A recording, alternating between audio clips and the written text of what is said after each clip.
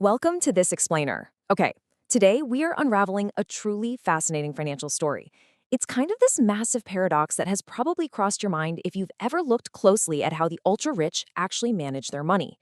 We're going to explore a very specific, totally counterintuitive phenomenon, and that is wealthy individuals intentionally holding on to loans, even when they have more than enough cash sitting right there in the bank to pay them off completely.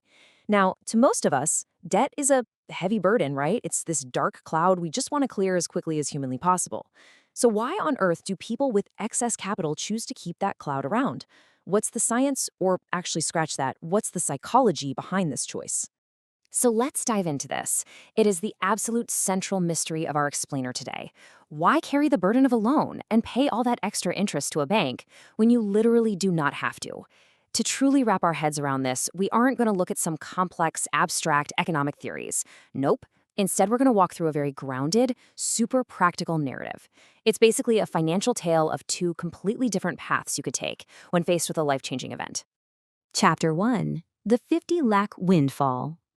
Okay, I want you to really put yourself in the shoes of our protagonist for a second here. You've been working hard, managing your finances day in and day out, and then, boom, 50 lakh rupees. Just imagine suddenly receiving this massive windfall. Maybe you sold a piece of ancestral property, or, perhaps you landed an unbelievable once-in-a-lifetime bonus at work. Whatever the source is, you suddenly have a liquid 50 lakhs sitting right there in your bank account. I mean, it's a life-altering amount of cash. The possibilities just seem endless. But, well, here's the conflict in our story. Right alongside this beautiful, shiny new pile of cash, you're carrying a shadow. You currently hold a hefty 50 lakh home loan, and it is not a cheap one either. It's sitting at a 9% interest rate. So think about it. You've got 50 lakhs in cash on one side and exactly 50 lakhs in debt on the other. The scales are perfectly, almost tantalizingly balanced.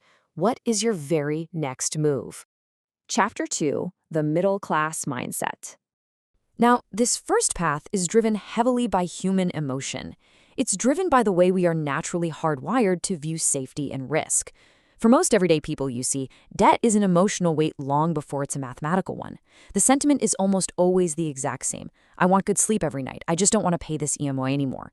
And let's be real here, who wouldn't want that? The middle-class financial psychology prioritizes peace of mind above almost everything else. The mere thought of a 40,000 or 45,000 rupee drain on your paycheck every single month, it's stressful. So when faced with this windfall, the intense, overwhelming desire is just to eliminate that stress entirely. And so the story for this protagonist wraps up pretty quickly. Step 1, they received the 50 lakh windfall.